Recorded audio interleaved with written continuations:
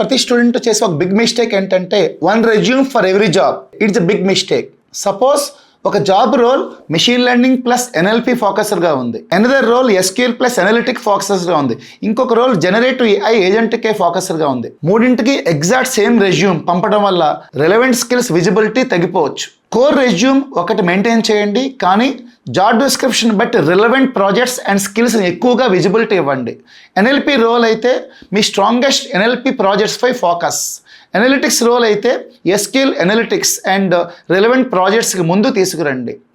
Resume customization అంటే entire resume మార్చడం కాదు, రిలవెంట్ పార్ట్స్ని హైలైట్గా చేయటం. మోస్ట్ ఇంపార్టెంట్ పాయింట్, రెజ్యూమ్ అంటే లై చేయకూడదు. ఇది చాలా మంది మిస్ అవుతారు.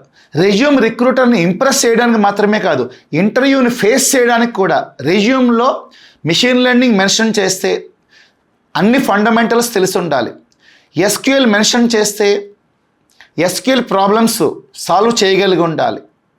ప్రాజెక్ట్స్ మెన్షన్ చేస్తే ఎవ్రీ మేజర్ డెసిషన్ ఎక్స్ప్లెయిన్ చేయగలగాలి.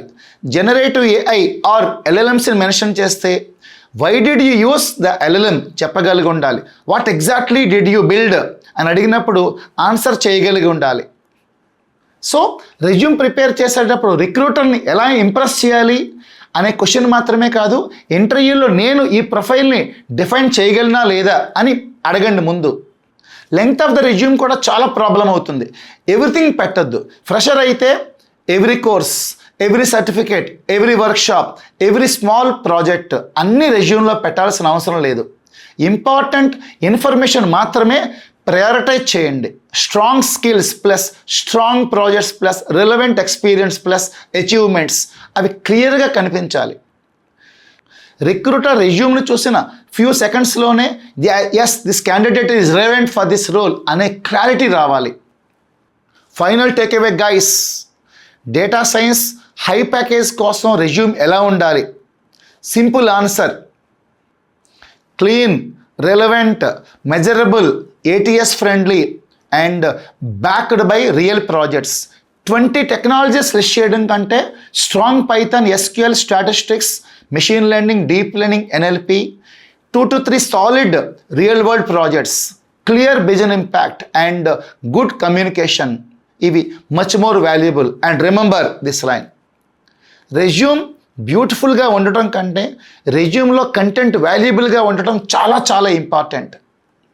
Resume is not list of everything you learn, it is a short representation of what we can bring to a company. So next time me రెజ్యూమ్లో open చేసేటప్పుడు నేను ఏం నేర్చుకున్నాను అని అడగండి. Instead of కంపెనీకి నేను ఏ value create చేయగలను అది రెజ్యూమ్లో క్లియర్గా కనిపిస్తుందా అని అడగండి.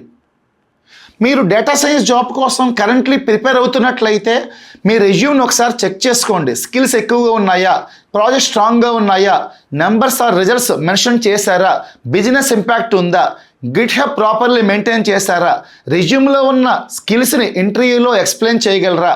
ఈ క్వశ్చన్స్కి హానెస్ట్గా ఆన్సర్ ఇవ్వండి.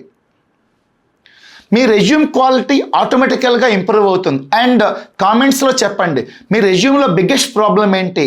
ప్రాజెక్ట్స్, స్కిల్స్, ఎక్స్పీరియన్స్, ATS లేక ఇంటర్వ్యూస్ కామెంట్ చేయండి. And if this video was useful like చేయండి, షేర్ చేయండి. And data science, machine learning, AI and high paying tech career contest కోసం ఈ ఛానల్ని సబ్స్క్రైబ్ చేయండి. Remember, a good resume can only open the door, but strong skills can help you walk through it. Keep building, keep improving. I will see you in the next video. Thank you very much.